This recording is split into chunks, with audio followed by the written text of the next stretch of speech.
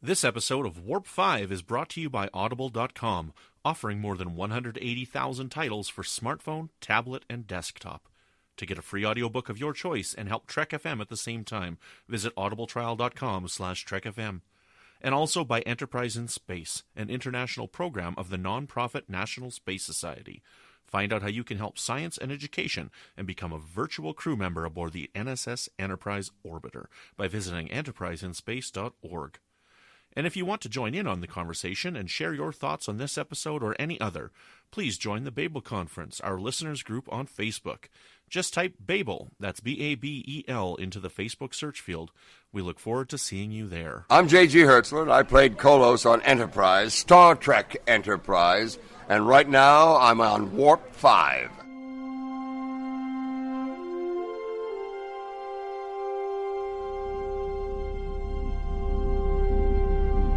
How we doing, Trip? Ready when you are. Prepare for warp. Course laid in, sir. Request permission to get underway.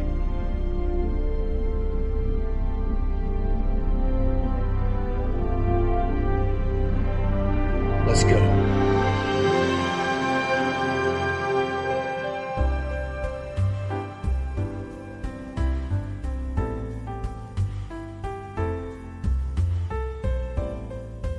Welcome, Boomers, to another episode of Warp 5, Trek FM's dedicated podcast to Star Trek Enterprise. I am your host, Patrick Devlin, and joined with me is the illustrious Brandon-Shea Mutala. Brendan, how are you?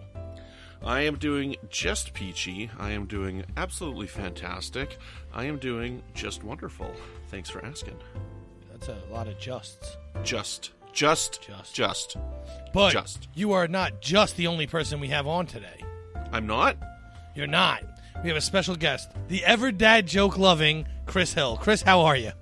Doing pretty good, guys. How about yourself? Yeah, I can't complain. We are happy to have you back. We're doing the Season 4 Essential Enterprise, wrapping up this little series of episodes for our show.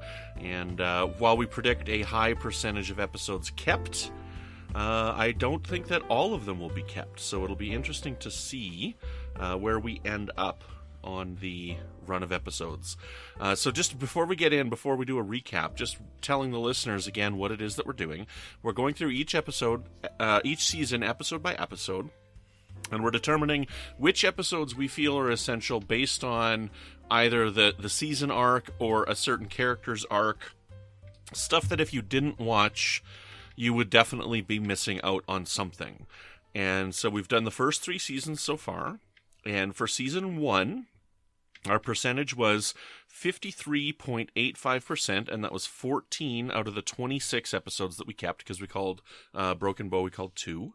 For season 2 was 42.3%, with only 11 of 26 episodes being kept. Season 3 was 83.3%, with 20 out of the 24 episodes having been kept. And let's see what happens with season 4. Well, actually, you reversed course on one of those. Did I? You reversed course on Carbon Creek. 2 podcasts ago you did it. I don't know what you're talking about. Yeah, we can ask Karen. Karen, yes, I know Karen. So, I don't think I'm going to change it on the document, though. We're just going to leave it the way that it is. Cheater. I remember nothing. Well, no kidding. You're still podcasting with me, so clearly you have a short memory.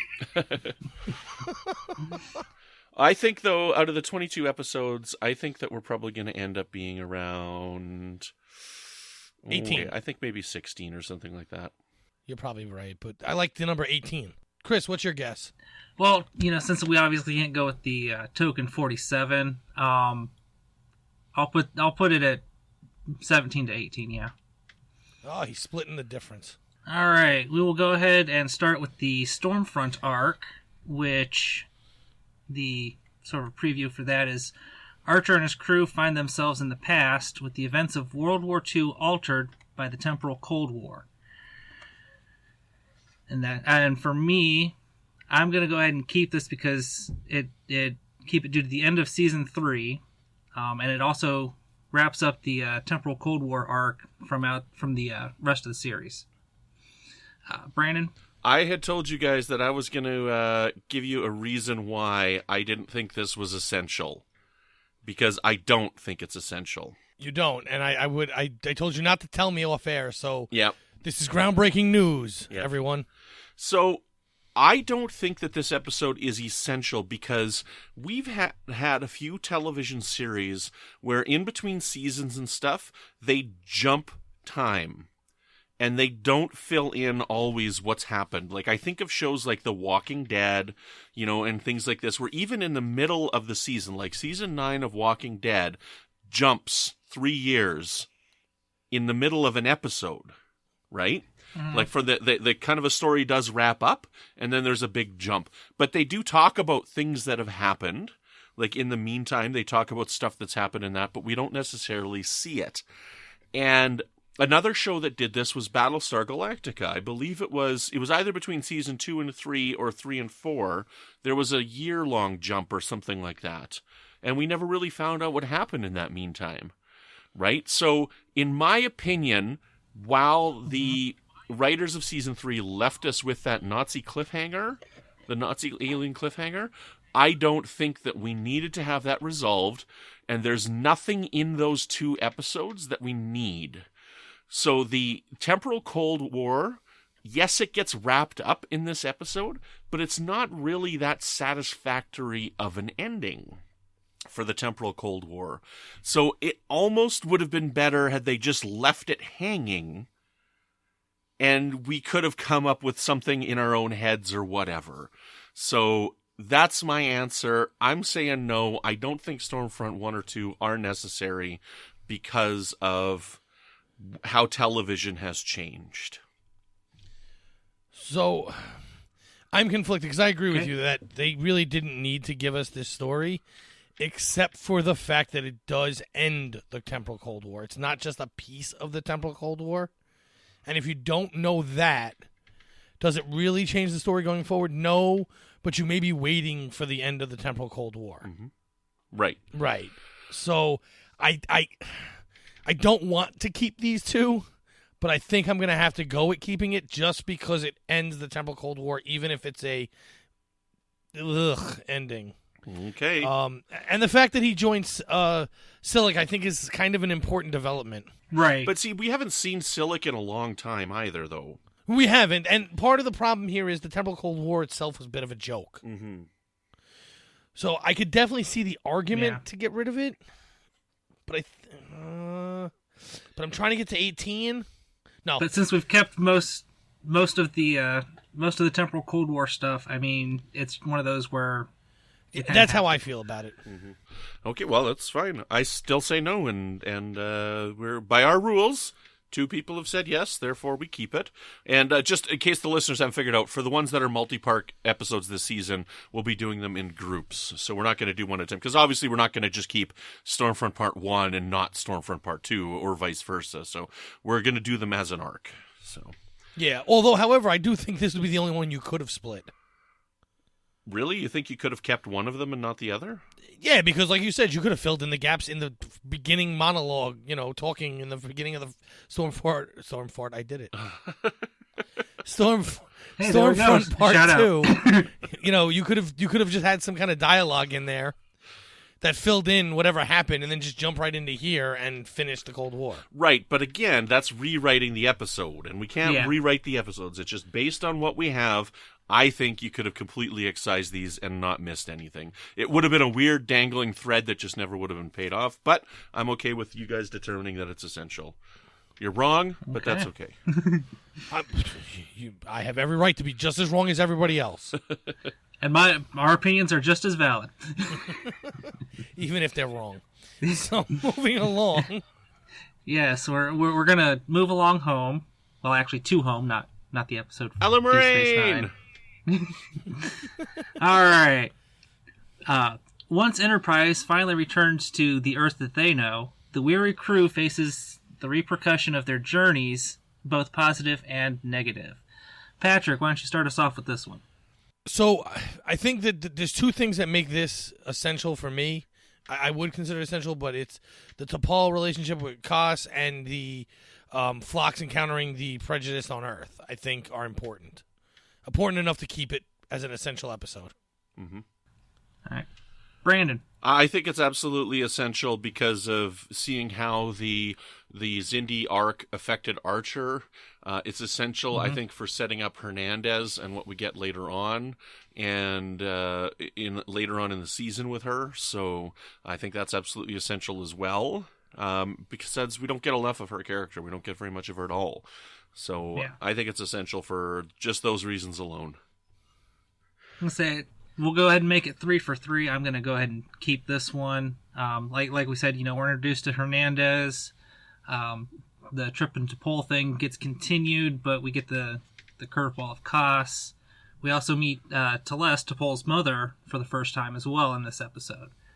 And then again, speaking on the Phlox facing the prejudice from the Terra Prime movement, which kind of keeps it going for the rest of the season. Mm-hmm. So on to the Augment arc for Borderland, which is the first episode in that. Archer needs the help of a criminal to prevent war with the Klingons.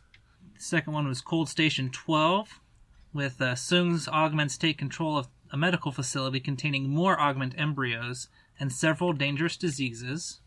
And the augments would be Dr. Sung's augments acquire additional augment embryos as well as biological weapons from Cold Station 12. A desperate plan is devised to use the biological weapons to foment a war between the Klingons and Earth in an attempt to flee Earth's control forever. Go ahead, Brandon. What do you got? Okay. I like these episodes. I like them a lot. I don't think they are necessary, and I'm going to have to fight for this, because if these are not necessary, then 2 episodes later in the season are also not necessary. So I am going to fight for them to not be necessary.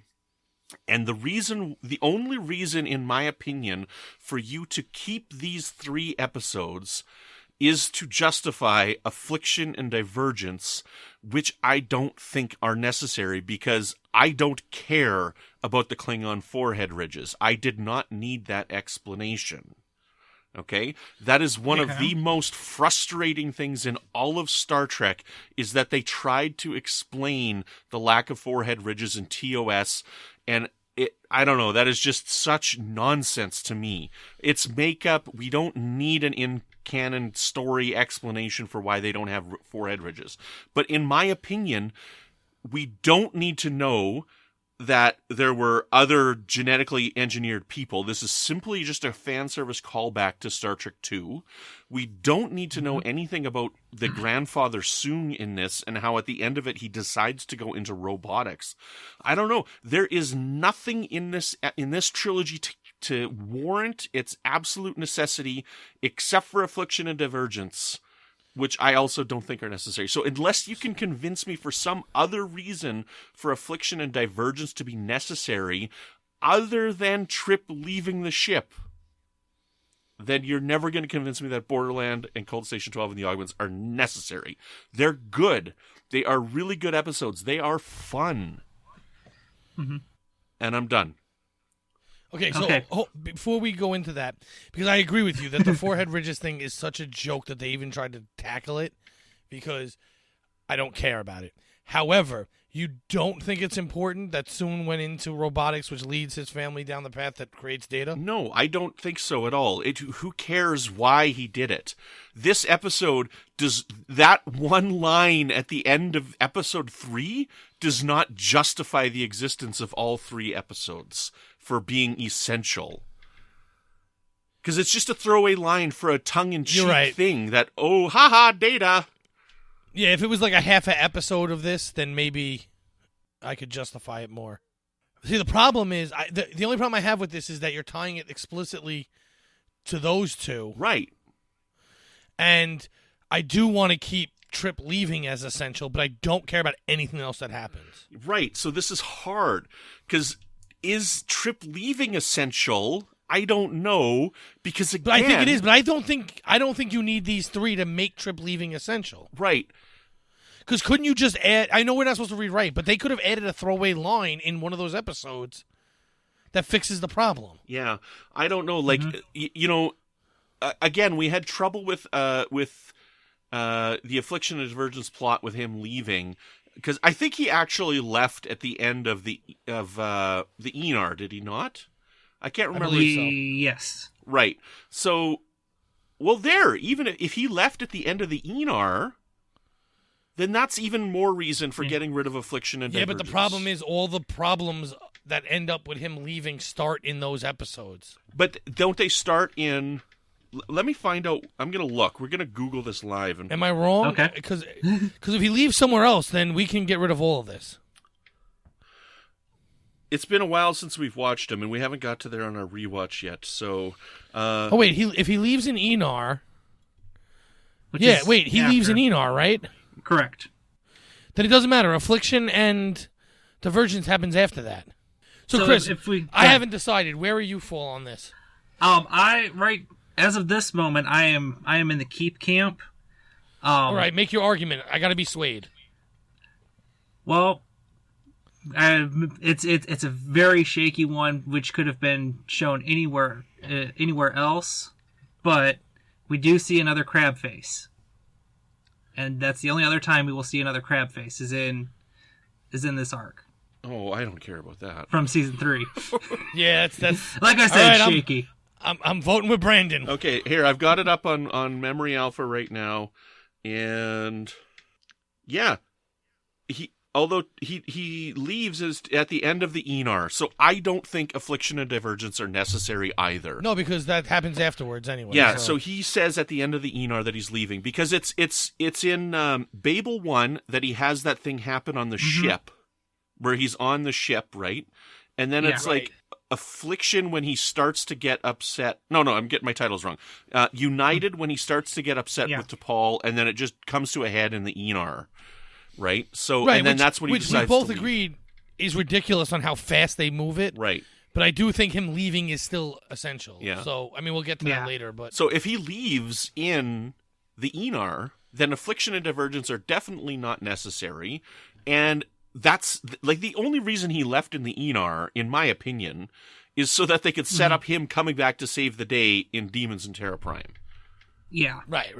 So, again... But this also means, since I've been voted out, this also means we don't get to see the Big Show as an Orion slaver. No, we can. Bound may be disqualified for other reasons, but... Bound is not necessary into this plot point because we see a different chief engineer in charge. But we'll deal with the Bound when we get there. So, well, no. I'm saying, the wrestler, the Big Show, played the Orion slaver in one of the episodes. Here. Yeah, I was getting confused. Yeah, he's in this one here, which is okay. I'm okay with that. That's fine. So I really like Big Show, but it is okay that I don't. I get to see it. It's just not. People who are listening to this list don't get to see it. So, there's lots of great stuff. And honestly, I love the Borderland trilogy, the Cold Station 12 trilogy. I'm not a big fan of Affliction Divergence, but I don't know. So my vote is no. Patrick, what's your vote for the 3? My vote's no. Chris? Mine was keep. Okay, so you sticking to that? I'm outvoted. I'll go ahead and stick with it. Okay. Then just sort of a side note, one of the first times I remember watching this, after I got done watching this arc, I tweeted Brent Spiner, complimenting him on his acting skills within this set of episodes, because this was like the first time I had seen him, not as, typical Data. Okay, cool. Did he respond? So, no. But this was like back in the early days of Twitter too, so. Excellent. Well, let's move on to the Vulcan trilogy. Yes, the Vulcan arc, as I call it, in mine. All right, this one has the Forge, which is when Earth's embassy on Vulcan is bombed. The investigation puts Archer and T'Pol on the trail of a Vulcan religious faction hiding in a treacherous desert. The next one, and this one is Awakening, where Archer and T'Pol encounter the Sirenites, the radical group supposedly responsible for the terrorist bombing on Vulcan.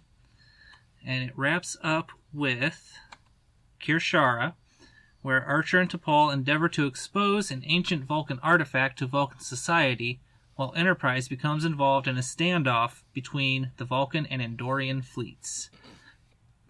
Patrick, why don't you go ahead and start us off on this one? For me, this is an absolute 100% must keep. What it does to the Vulcan hierarchy forces this to be kept. Okay. Brandon? Yeah, I agree. I think it's totally essential because we see reasoning for why the Vulcans aren't quite how we expected them to be, and how they're a little bit different than what we expected because of how we learned about Spock and we learned about Tuvok. So I think it's absolutely essential there. Plus, we have some of the tension between the Vulcans and Andorians. This is continued on here. Right, we've got this bombing that's affecting, that's affecting the Vulcans. This is kind of leading up to the building of the Federation as well. So I think that this trilogy is definitely extremely important, and we could not watch without it. I am also in the keep camp because not only does it establish T'Pau for further on in this season, but also in the second season for the original series. We kind of get a little bit of a wrap-up with T'Pol's family threads, at least with her mother's side on this one. And we see the quote-unquote first time a Katra is transferred into a human. And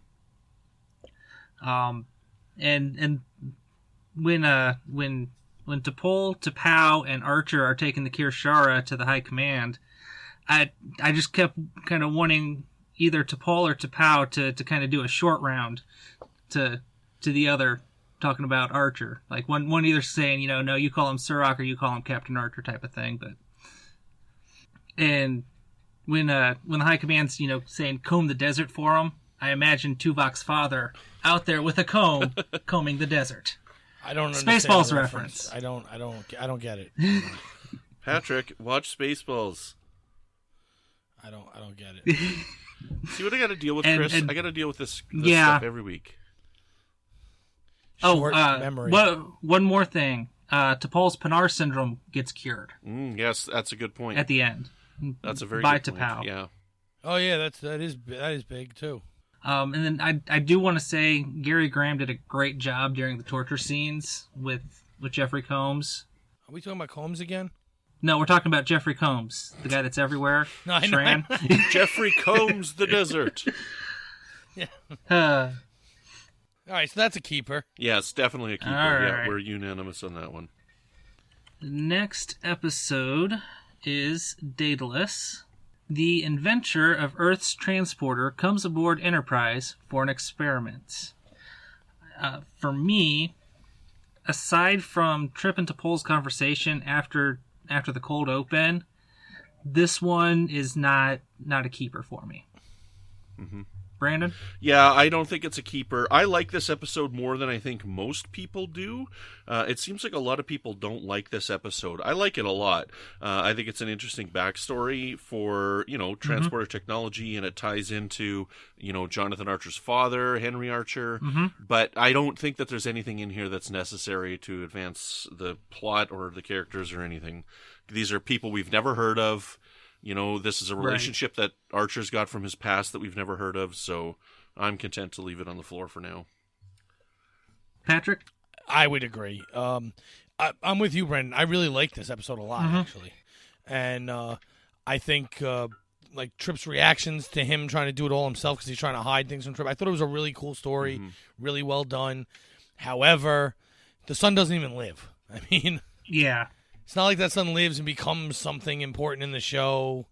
It's unfortunate. It's a sad moment, very sad moment. But, they used characters that we weren't too attached to give us a heavily sad moment, which is okay. So the wording is bad, but it's a cool episode, right? But it's just there's nothing here that plays out before or after this that particularly matters to the series. Really about the only thing that we could maybe kind of slide in is the transporter room gets a little bit of a change, but there again, we could be like, they could be like an offhand line in another episode. Yeah, and the fact that it even changes doesn't matter. Right. Nothing substantial. Like, they can't all of a sudden, like, if 3 episodes from now they could teleport someone 4 times as far and it played out in a mission, then maybe that could save this episode, but that doesn't happen. Right. Unless, of course, you want to go with the JJ verse, the Kelvin timeline, and how they can beam to Kronos. Yeah. Well, there you go. Now it's a keeper. There you did it, Brandon. But we have to have the Narada come back in time and destroy the Kelvin, so that way it'll work. Well, there's some fans that think that Enterprise is in the Kelvin timeline. I don't believe that, but there are some people who do. I have Well, no, never I heard believe- of that before. Hold on. When you say in the Kelvin timeline, when they came back after the events of Enterprise. Right. So it's in all Or wait, timelines. no, it's not the Kelvin timeline. It's it's an alternate timeline because the Borg went back in First Contact. Because of First Contact. Yeah, that's what it is. I forget all the conspiracy theories. Oh, I don't know what that is. Okay. I was talking about Kelvins. Yeah. Okay, so we're unanimous on a no. Right. That's the gist of that. Yeah. Next episode is Observer Effect. A pair of non-corporeal Organians studied the response of the Enterprise crew to the infection of Hoshi Sato and Tucker by a fatal silicon-based virus brought on board during an away mission. Patrick, what do you think? Actually, I want to hear Brandon's explanation on this one Okay. first, if you don't mind. We'll go with Brandon first. Then. This is my He loves this I episode. do. This is my favorite episode of Enterprise. Depending on the day, future tense is the other one, but I can't fight for it. There's nothing in here that's essential. I can't fight to keep it. I love this episode, but it's not essential. There's nothing that happens in this plot that affects anything. Even it being the Organians is not necessary. It doesn't matter. So there's nothing I can say to fight to keep this episode other than I love it. Oh, I was trying to give you a chance to save it before we destroyed it, and you didn't even do it. I was waiting for the soapbox to come out. Yeah, no, I got nothing. I got nothing to say this is essential. He can't even fake a bad argument here. No. I know. He's right, though. It's awesome. It's not essential. I happen to like the episode, too. I like the story it's giving, but whatever. Yeah, essentially, with the essential part, yeah, it is whatever. But it is a great episode, one of the strongest ones of the season, in my opinion. Mm-hmm. And aside from the Organians, which we didn't absolutely have to have, Mm-hmm. it's no. Yeah, excellent. Okay, well, let's move on to the Babel arc. Yes, onto the Babel arc with Babel 1, which the Enterprise journeys to Babel with a Tellarite ambassador on board for peace talks with the Andorians when a distress call from Shran is received. The second episode in this arc is United, where Archer tries to unify the Andorians, Tellarites, humans, and Vulcans in a plan to capture a Marauder ship threatening to destabilize the region. And it concludes with the Enar, which Archer visits Shran's icy homeworld to find an Andorian subspecies called the Enar to determine their connection to the Marauders destroying ships in the region. Brandon, why don't you go ahead and start us off on this one again? This trilogy is absolutely essential because this is the building of the Federation right here. We get the first handshake between the Tellarites and the Andorians. Mm-hmm. So there's absolutely nothing in this episode that's not essential. Every second is essential, So we get the conclusion of the Romulan interference with the Vulcan arc. Mm-hmm. We get that. We get that, which is very important. And I think it's 100% absolutely essential. All right, Patrick. Yeah, I can't think of a moment. I was going to try and argue with Brandon, but I can't think of a moment that isn't completely necessary. Even, it's just, we even talked about it before. The end of this is when Trip leaves. So everything that happens here plays out important to the series and the season. Mm-hmm. All right. And I am also going to keep this as essential. It continues the progress towards the founding of the Federation. And we see that they were really trying to set up the Romulan War in our magical 5th season with this. Mm-hmm. And if you notice one thing, as they're bringing I think it was the Tellarite ambassador on board in the shuttle, as they're getting ready to go into the shuttle bay, on the outside of the ship it says "Keep clear." On the bottom of the Enterprise it says "Keep clear." So I'm wondering if they were planning on doing any spacewalks while a shuttle was docking. I don't think I noticed that. I just happened to look at the screen at the right time to get that. I think I'll be looking for it now. All right. Next is the Klingon Augment arc. I'll call it either that or Affliction and Divergence. While Enterprise visits Earth for the launch of Columbia, this one's for Affliction, Phlox is kidnapped and forced to help the Klingons deal with a grave threat toward their species. And Divergence, with the Columbia's help, the Enterprise crew grapples with sabotage on their ship as they pursue the truth behind the kidnapping of Phlox. Mm-hmm. All right, I will go ahead and say this one we can keep, because for the simple reason that it does bring Section 31 back in. We get introduced to Harris, which does play out later on in the season. It does too. And you know what? I just realized when you mentioned this with redoing these episodes here, is that this is how Trip gets back on the ship. Yes. And he's on for the remainder. So,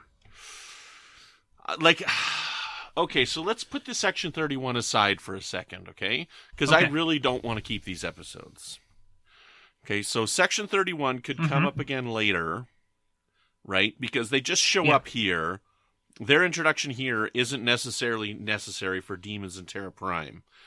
But if we look at Enar, when Trip says he wants to leave, and if we jump directly to Bound when he's on the ship, can we just say that he just didn't leave the ship?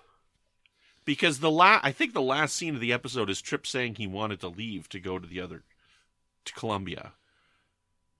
Right? And so, again, in my opinion, the only reason they got Trip off the ship was so that he could save it. And I was confused on my episodes. I thought the episodes that he saved them was Demons Terra Prime, but it's Affliction Divergence when he saves them. The only reason they got him off the ship was so that he could save them in this two-parter. Okay, so hold on. The more important question is his saving the ships important? Well, yes, because if he doesn't save it, we don't have a show. No. That's not what I mean. No, because if you get rid of the episodes, then he doesn't have to save it. Right. Correct? Right. So is what he does to save it important enough to his character that you absolutely need him saving the ship? No, because, do you get what I'm saying? Yeah. Is it in Bound when I think it's in Bound when he decides to stay on the ship, right? Yeah. So, we could go from him making the decision in the Enar to leaving the ship, and if the next episode is Bound when he decides to stay on the ship, right? I don't know. Why do you hate Klingons? I just hate the idea that they needed to explain the ridges. I don't care. I don't know. I don't know. I don't either, but there's some stuff in here that's pretty good. Yes. The episodes are fine. You are a horrible, horrible person. And if you decide, Patrick, it's your choice. If you decide, though, that we keep these, then we have to go back and keep... No, we don't. Yes, because otherwise because this is the augment virus that changes them. I understand that, but we don't need to have seen where the augment virus came from. We already know. That I disagree what the augment virus is. That I disagree with. If you decide to keep these two, then I am retroactively changing the augment trilogy. Because I think that finding where this augment arc came from, because they're talking about it the whole time, right? They're talking about Khan and the augment arc and whatnot for all of this. So if we keep these, we have to keep the other trilogy. Why? They're talking about Khan. That doesn't happen in those episodes. Well, then fine. Make your decision independent of that. I can convince Chris to get rid of those other ones, and we can still end up without them. But the other ones are good. I understand that, but now I just want to get rid of them because you're going to bring them back. Oh my goodness. Now I just want to end up getting these in and those out just to drive you crazy. You just want to fight. I'm so glad I called you out on Twitter. I'm going to fight you in the octagon. I gave you a response. I know, I saw it. Screaming like a beast. Come on, Patrick Bieber. All right, Brandon, is it important that the Columbia comes into this episode? Is it important enough to keep the episode? Okay. Is it important in the episode? Yes. Right? No, is it important later on? No. I don't know. My vote is no on these two episodes. Okay? Well, with Trip coming back, does start to show the beginnings of the rivalry, I guess you could say, between Trip and Commander Kelby, who took over when Trip left, that we see play out a little bit more in Bound. Right, but Yeah, I think we don't. But I need think to Brandon's see right. that. You can jump to Bound and have the same thing. Yeah, you can jump to Bound and have the same thing. Because you could have him say, I want to leave, them find his replacement, whatever happens in between, now he decides to stay, and there's a problem because this guy wants to stay. Right. Which plays out all in Bound. Correct. Yeah. So I think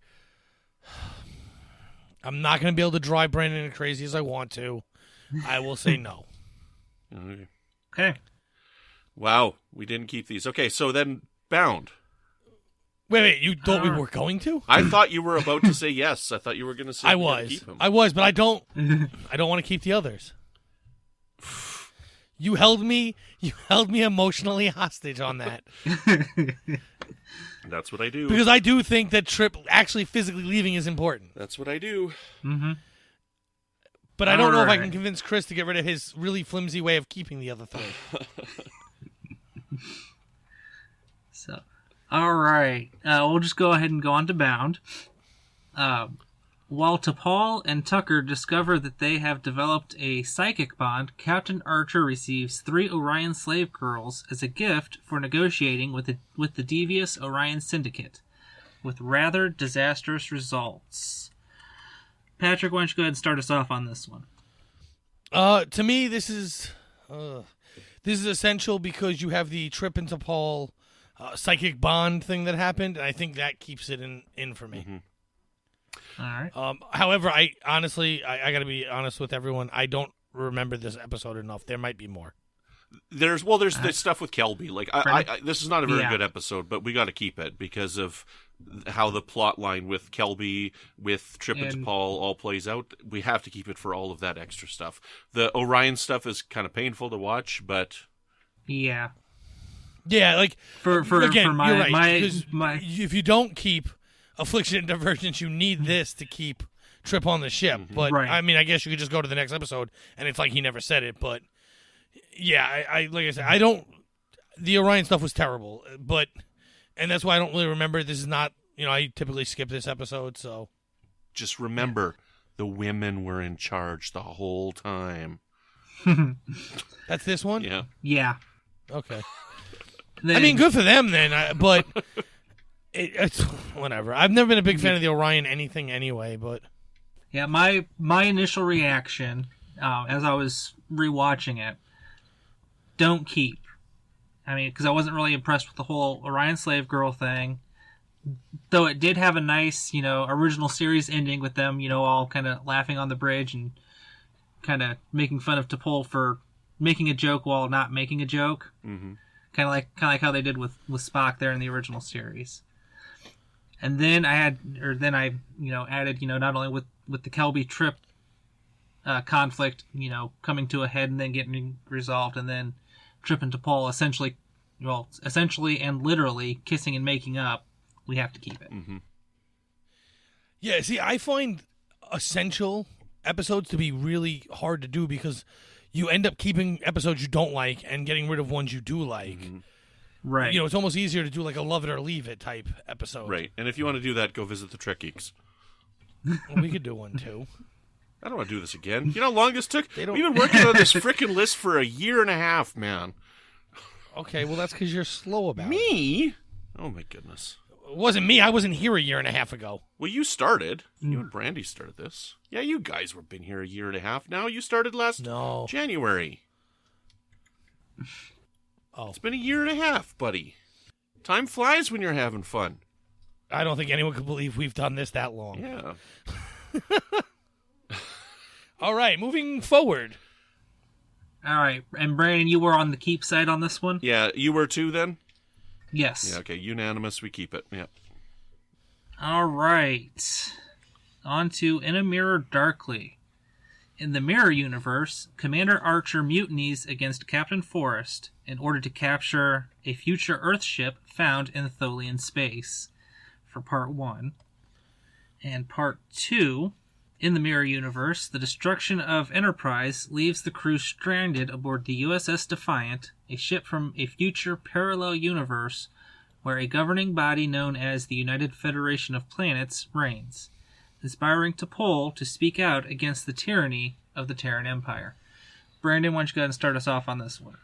As fun as these episodes are, the only reason I can see to keep them is for Star Trek Discovery Season 1, which doesn't play into our justification for see it or skip it here. So I gotta say skip them. As much as I love these episodes, as fun as they are, we just had a great conversation with James Swallow about the Tholians, and we talked about this.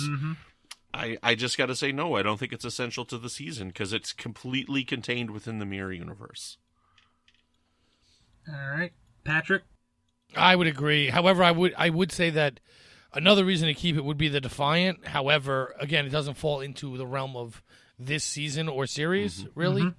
So it doesn't count, and it's just a skip it. All right, and again, if we got our magical season 5, I had a feeling they were going to come back to kind of see what happened after Hoshi brought it back. But even if they had done that in a season 5, I can't say that I think this would have been essential because they would have had to have stuck to we don't know what the Mirror Universe is, and so any future episode would have been self-contained, and therefore any future Mirror Universe episode in Enterprise would have been unnecessary. Useless. Unessential. Right. Okay. Right? All right, on to the 2-part finale of Demons and Terra Prime. For Demons, a xenophobic faction of humanity threatens to undermine talks to form a new coalition of planets. And for Terra Prime, a human isolationist leader threatens to destroy Starfleet Command unless all aliens leave the Sol system immediately. Patrick? These are keepers for me. Too much happens in them that are important with the xenophobic faction trying to stop basically the Federation and the fallout from that I have to keep these. Okay. Brandon? I'm going to say no. I think Bound is a good series finale. Just being contrarian there? Yes, this is definitely essential. I was about to change my vote on Divergence.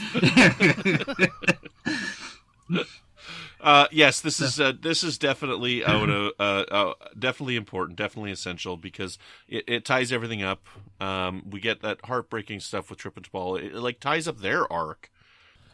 And had this actually, I think, really been the series finale, they would have moved those scenes with Trip and T'Pol and their baby Elizabeth before Archer's speech to the Coalition, and then that would have been probably about the better way of finishing off this series.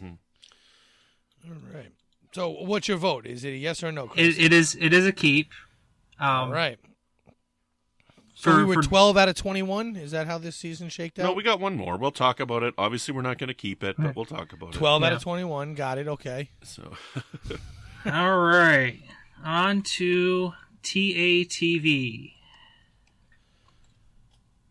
Did you do what you said you were going to do?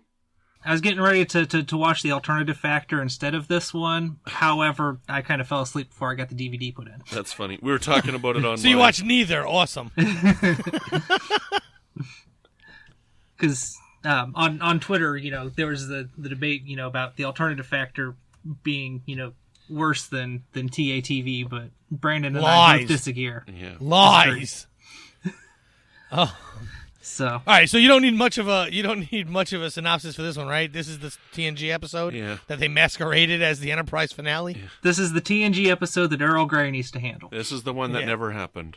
In hopes of receiving some help before making a difficult personal decision, Commander William T. Riker of the Enterprise D observes a holodeck simulation of the final mission of the original Starship Enterprise as commanded by Jonathan Archer, in the days immediately preceding the birth of the United Federation of Planets over 2 centuries earlier. All right, so here's my question. Do you believe the events of this happened exactly as they claim they did? No. No. Okay. If that's your stance, then I would say this is a no. Yeah. And I thank Michael A. Martin and Eddie Mangels for that. So. What can you explain? The books, the post-finale novels. Yes. Like that's I didn't read them. That's so, my okay. new headcanon. I mean, like, Yeah. did these events happen? Yes, but not exactly like this. And I'm But Yes, that's the point. because Trip didn't actually die. yeah.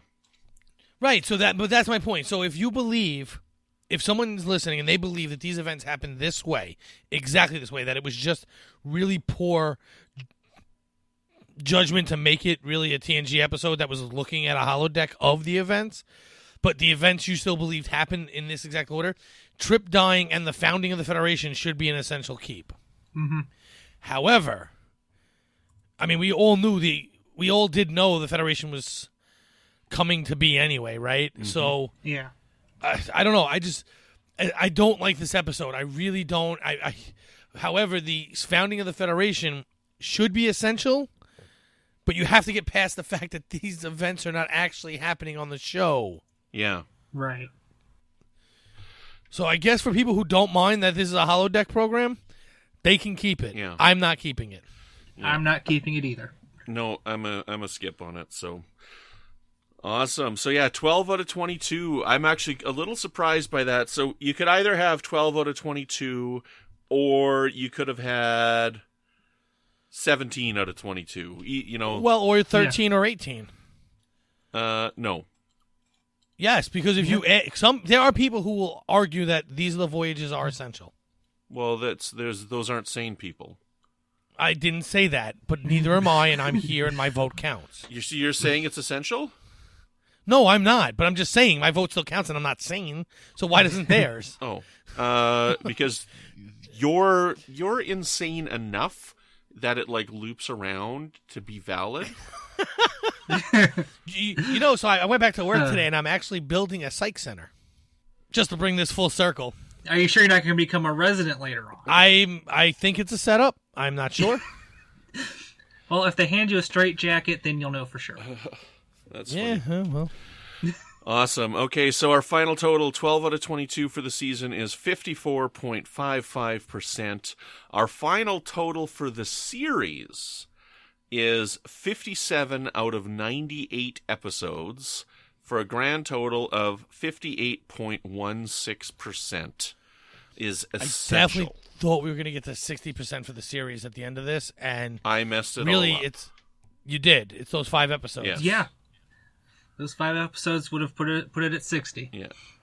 I think it would have even gone higher. So that would have been 62 divided by 98 would have been 63% if we kept those 5. Right. So, and you could argue for Affliction and Divergence, which would, in my opinion, therefore make the Cold Station trilogy essential as well, right? Mm-hmm. So, but yeah, I mean, like Chris, you said yes to all 5 of those, Right. right? So, I mean, it was interesting though how non-unanimous we were on this one. Like most of the seasons, we've been pretty unanimous on for whoever's been on, but for this season, we only had 1, 2, 3, 4, 5, 6, 7, 8. Well, I guess 10 out of 10 episodes we were...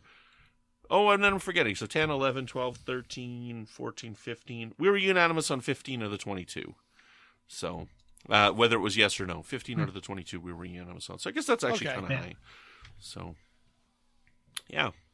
Excellent. It didn't feel that way while we were going through this, though. Oh, that Affliction and Divergence, boy. We sure had a discussion on those. Well, I think that's why it felt so lopsided, because we were split on a big chunk, 2 big chunks, you know? Yeah. Yeah. Excellent. Right on. Well, Chris, thank you so much for coming back to finish this off with us. I really appreciate it. You did a great job last time, so we were thrilled to have you on again to do season 4. And yeah, let us know. We'd love to have you back on Warp 5. Just let us know. Yeah. All right. Thanks for having me. Right on. So where can people find you online when you're not trying to fight for the Brent Spiner's character being in Star Trek Enterprise Season 4? Probably a dad joke website. When I'm not on either of those 2 places, I do pop up in the Babel Conference from time to time, commenting on there. And you can find me on Twitter at the Kris Hill, and Chris is with a K. Well, debating Season 4 of Enterprise is not all we've been doing here on the network, so take a quick listen to this clip and see what else you may have missed elsewhere on Trek FM. Previously on Trek.fm, Earl Grey.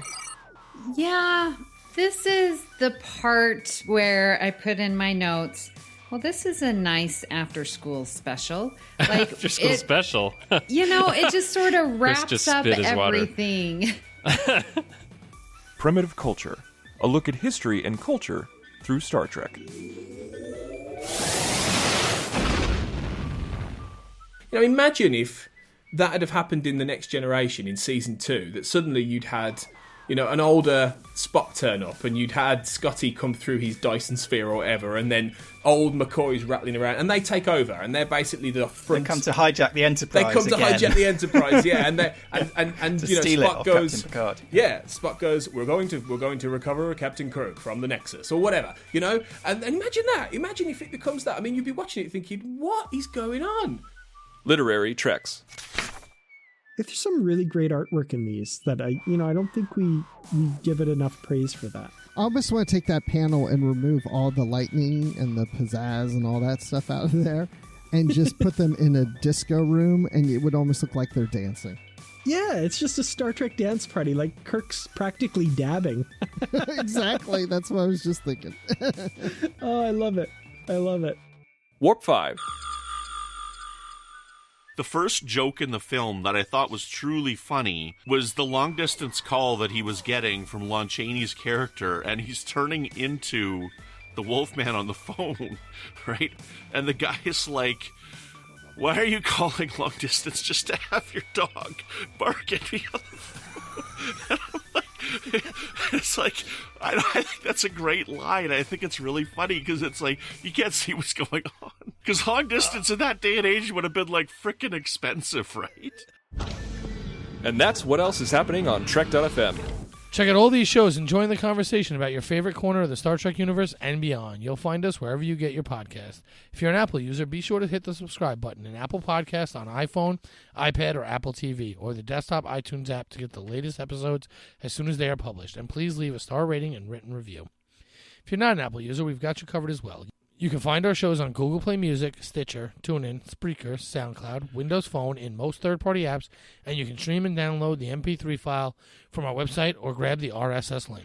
We'd love to hear your thoughts on today's show, and there are many ways for you to do that. The best place to join in a larger conversation is the Babel Conference, our listeners group on Facebook. Just type Babel, that's B-A-B-E-L, into the search field on Facebook, and it should come right up. If you'd like to send us an email, you can use the form on our website at trek.fm/contact. Choose to send to a show and select Warp 5. That will come right to us. You can also find the network on Twitter at TrekFM and on Facebook at facebook.com/TrekFM. Patrick, where can people find you when you're not dancing and, exuding all your wonderful, sexy pheromones and turning me on and making me happy? Nowhere. That's always happening. I'm always dancing. I'm just a dancing machine. But are you one of those guys? Dancing, I bet you like trance music, don't you? You trance. No, actually, I don't at all. Glow sticks and crap, right? That's not me at all. Totally is. I don't even have two left feet. I'm so bad at dancing. But so other than that, you can find me on Twitter at MagicDrop5. There's no spaces, and the 5 is a digit. He's moving, listeners. He's totally dancing. I am. Badly, but I am. And you can find me on the Babel Conference. I pop in there as often as I can. I just went back to work, so things are going to be a little hectic. And I might not be in there as much as I like to, but I try and get in there. And you can find me elsewhere on the network with The Edge, with my good friend Amy Nelson, where we talk about Discovery. So, I'm jumping all over the timeline here. I'm part of the Temporal Cold War, and you guys didn't even know it. So, Brandon, where can people find you when you're not just being really upset about forehead ridges for no reason? Nowhere, because that's always what's going on with me. I really don't like that plot point. Why did they have to do that? I didn't like it either at all. I couldn't care less about if you whatever. liked the plot, send us a message. Send us an email and tell us. Send us an MP3. Record your thoughts, and we'll put it in a future episode. If you liked the Forehead Ridge plot, tell us. We'd love to hear it. Yes, and we will put it in. Yeah. If you'd like to help us keep all our shows coming to you each week, you can become a patron of the network on Patreon. Visit patreon.com/CheckFM. That's Patreon. Whoa! You did all the I hated that plot point and never did where people can find you. Nobody wants to find me. That's very true. However, that's a part of our show. This is a format we follow. Sorry. Are you sure you did the part up top? I am. Oh, bet you didn't. I did. I know. Which one of us is drinking right now? Neither. Well, it must be you, because it's not me. It is, but you're the one missing cues. You can find me on Twitter at Brandon-Mutala. You can find me here on the network with Melodic Treks every once in a while, doing a show all about the music of Star Trek. You can find me on the Fandom Podcast Network with my friends Chris and Tom, where we talk about Alfred Hitchcock films one at a time. And you can find me and my friend Zach over on the United Federation of Podcast Network, talking films and sequels and remakes with franchise fatigue. And we are I've been on one of those. Yeah, we're smack dab in the middle of our Toy Story retrospective right now. I think our 4th episode just came out, and Patrick, you were on our 2nd Toy Story episode. So based on the release, we're not quite sure, because again, we're recording well in advance right now. We're prepping for summer so that the listeners don't miss any episodes. But we're actually recording another one tonight and another one in a couple weeks here, just so that you don't miss out and you get an episode every other week. So, excellent. So I'll jump back in. Visit patreon.com. That's patreon.com/TrekFM. 2468. Who do we appreciate? Brandon. To get all the details, perks include early access to episodes, exclusive content, producer credits, and more. Available through our special patrons website, Patron Zone. It requires a great deal of money to produce, host, and distribute these shows each month, and we really appreciate any support you can give us and hope you'll join the team. Again, you'll find all the details on patreon.com/TrekFM. You are drinking. What is that? Maker's Mark. What is that? It was up here. I don't know what that is. Is that rye or whiskey? Whiskey. You wouldn't like it. Whiskey. We would like to thank our wonderful associate producers who support Warp 5 as well as Trek FM on a whole. Norman C. Lau, Floyd Dorsey, Mike Morrison, Tim Cooper, Justin Ozer, Mark Flessa, Chris Tribuzio, and Drim McMahon. Thank you guys so very much. We truly appreciate it. We couldn't do it without you. Well, that's all we've got for you guys tonight. So until next time, don't forget, you can't be afraid of the wind. But he's lying. We're recording another one. I'd already told them that.